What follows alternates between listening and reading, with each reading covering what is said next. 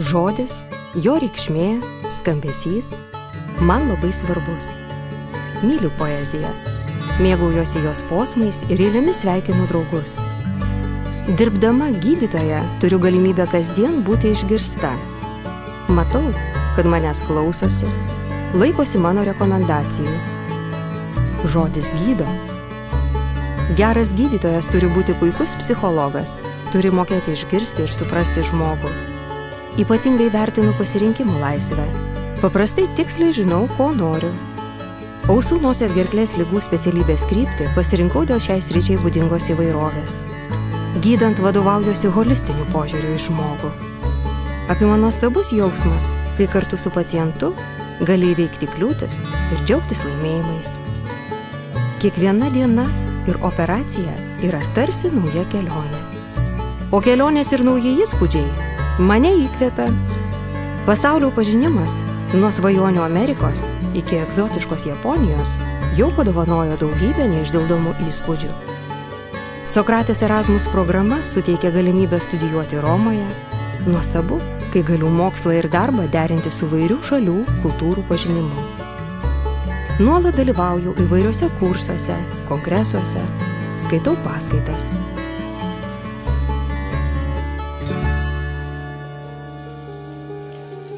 Man labai svarbus judėjimas ir aktyvumas. Turiu daug energijos. Po įtempto darbų maratono kaskart atgauti jėgas padeda fitneso treniruotės, kurių planas sudėliotas metams į priekį. Jį koreguoja nebent ilgiau užsitęsus operaciją. Sportas neleidžia sustoti mano energijos varikliui. Esu įsitikinusi, gyvenime turi būti balansas ir harmonija. Būtinos pauzės, ne tik nuolatinis bėgimas. Gydytojas negali vien tik operuoti. Tikiu, kad labai svarbu išmokti gyventi čia ir dabar, džiaugtis šią akimirką. Gydytojas turi mokėti mąstyti lėtai ir greitai. Kartais atlikdama operaciją turiu sustoti ir pagalvoti, koks bus kitas žingsnis. O kartais tiesiog čia ir dabar turiu susikoncentruoti, susivaldyti ir greitai imtis veiksmų, kad būtų išsaugota gyvybė. Pandemijos laikotarpiu suradau dar vieną įkvėpimo šaltinį, padedantį atrasti ramybę ir išreikšti emocijas. Tapyba tapo terapija, gilesniu savęs pažinimu. Širdimi ieškau harmonijos ir grožio aplinkoje bei žmonėse. Ilgi pasivaikščiojimai miške ir prie upės atsispindi pirmosiuose mano tapybos darbuose. Jaučiu ypatingą poreikį būti augmenijos apsuptyje. Namuose auginu gėles. Mėgstu ilgus pasivaikščiojimus miške ar prie jūros. Ausų, nosies, gerklės ligų gydytojai labai susiję su muzika. Pati ilgą laiką mokiausi groti fortepijonu.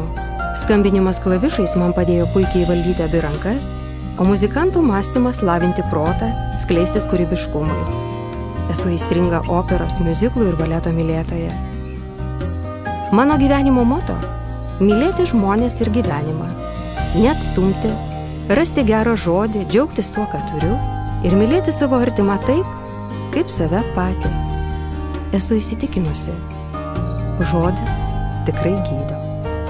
Justinas Marcinkevičius rašė, reikia tikėti. Reikia labai tikėti, kad iškėlus rankas iš dangaus imtų kristi mana.